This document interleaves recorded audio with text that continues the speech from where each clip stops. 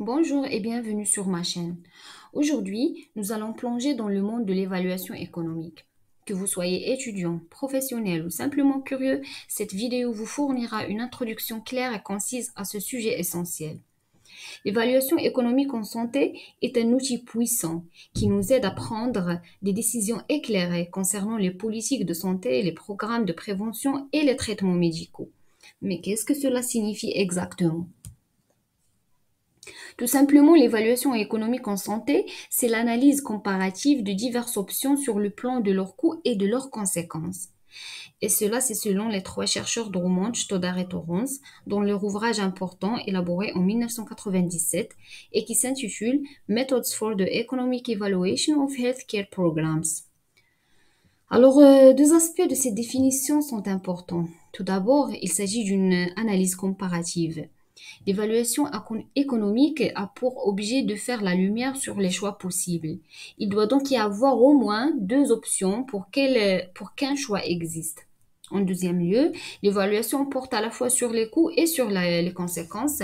Par conséquent, la critique selon laquelle l'économique met trop l'accent sur les coûts sans se préoccuper des avantages de ce que l'on essaie d'accomplir est erronée.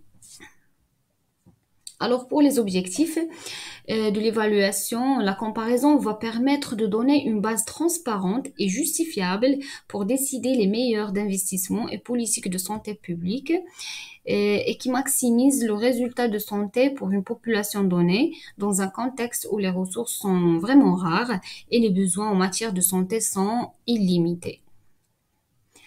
Pour procéder à une évaluation, on doit d'abord identifier les coûts des programmes de santé qui sont, selon la littérature, au nombre de trois.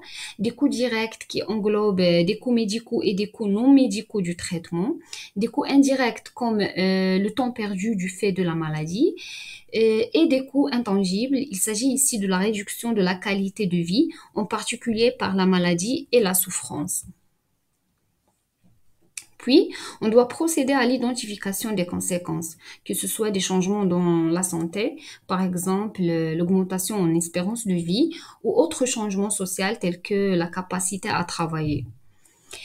Il existe plusieurs types d'unités de mesure des conséquences, à savoir l'unité naturelle comme le nombre d'années gagnées. On peut également mesurer les conséquences en utilité, par exemple en considérant le nombre d'années gagnées en bonne santé.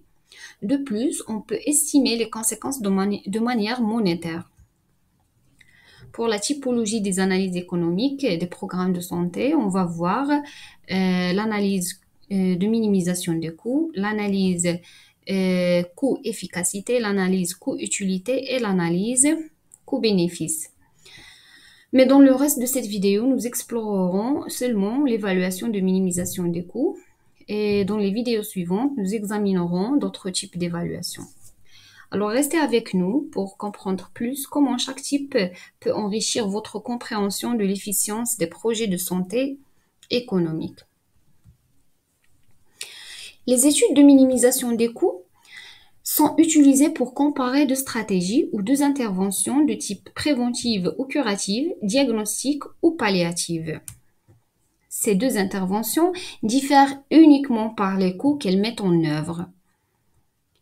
Mais ils ont les mêmes conséquences médicaux et ou sociales avec la même intensité. L'objectif de l'analyse de minimisation des coûts est de choisir la stratégie la moins coûteuse car elle ne diffère que par les moyens engagés.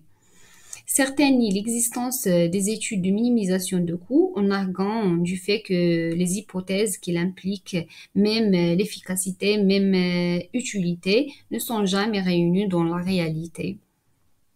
Alors, merci beaucoup d'avoir été avec nous aujourd'hui. J'espère que cette vidéo a été utile.